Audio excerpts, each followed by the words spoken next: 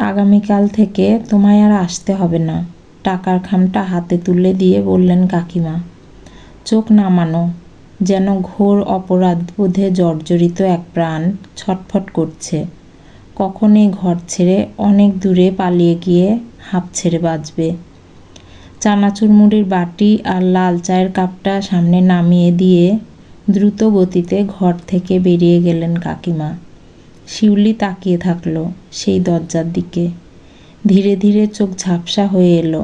মনে হয় ক্লাস 5-এ বাবাকে হারিয়েছে সে। মাটাকেও গিলে খেলো কোনো এক কঠিন রোগে গত বছর। গরিবের একলা জেদি মেয়ে, পেটে কিল মেরে কষ্টে শিষ্টে 11-এর গণ্ডি পের করতে বুড়িদি বলে কয়ে জোগাড় করে দিল ওই রেস্টুরেন্টের পার্ট টাইম কাজ আর এই টিউশন।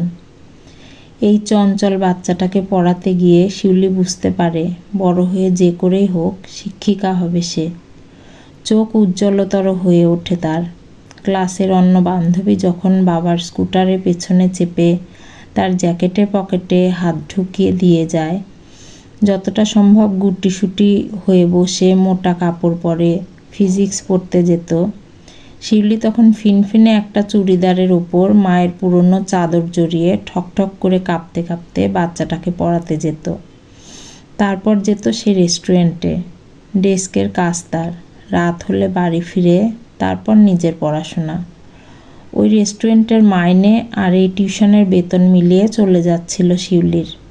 তবে হঠাৎ কী যে হলো, শনিবার রাতে মালিক সবার মাইনে চুকিয়ে দিয়ে বললেন, আর তোদের আসতে হবে না, এই রেস্টুরেন্ট বন্ধ হচ্ছে কাল থেকে।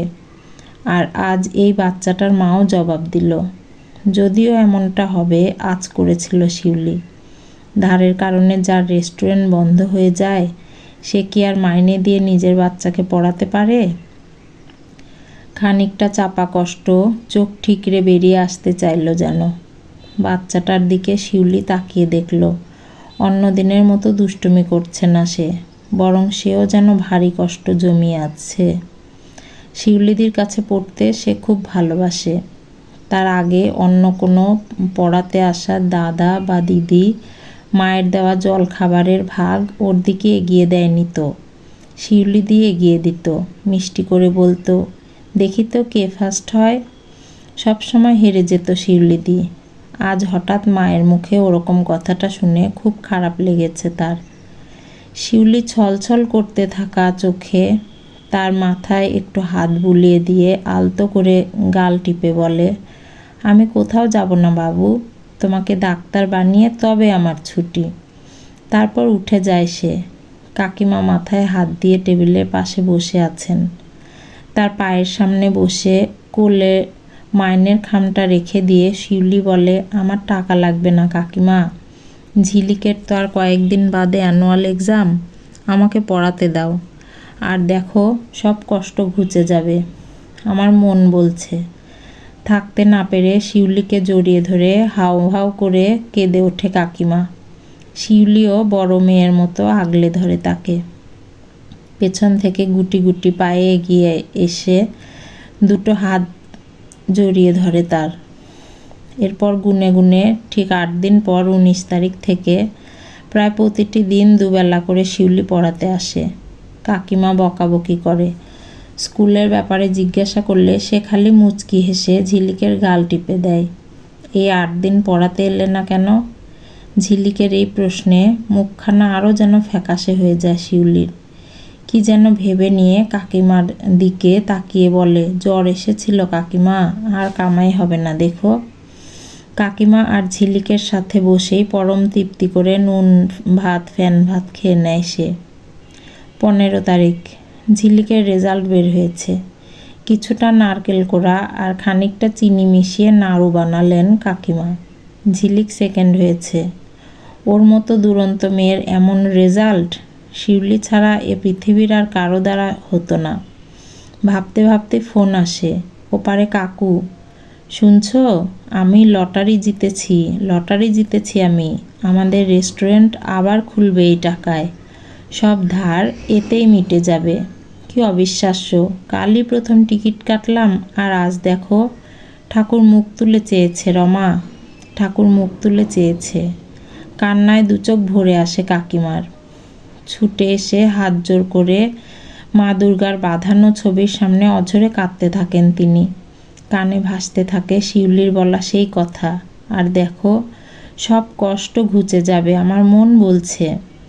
মা দুর্গার মুখের ওপর শিউলির মুখ ফুটে ওঠে যেন। মনে মনে কাকিমা ঠিক করেন এবার শিউলি এলেই তার সোনার জল করা রূপোর বালাটা ওকে দেবেন তিনি। কাকুকে বলে ভালো চাল আনিয়ে পায়েস করে খাওয়াবেন। কিন্তু শিউলি এলে তবে তো। সেই যে ঝিলিকের পরীক্ষা শেষ হলো, তারপর থেকে আর আসছেই না। 10 দিন হলো। বাঁধানো ঠাকুরের ছবির কাছে সদর দরজার প্রতিফলনে তিনি কিছু একটা খেয়াল করেন। ছুটে গিয়ে ডাক দেন, এই বুড়ি শোন, শিউলি আর আসছে না কেন রে? কিছু জানিস? শরীর খারাপ? নিজের কেবিনে অন্যমনস্ক হয়ে বসে আছেন ডাক্তার ঝিলিক সাহা। মাঝে মধ্যেই কোনো ভাবনার জগতে যেন হারিয়ে যান তিনি।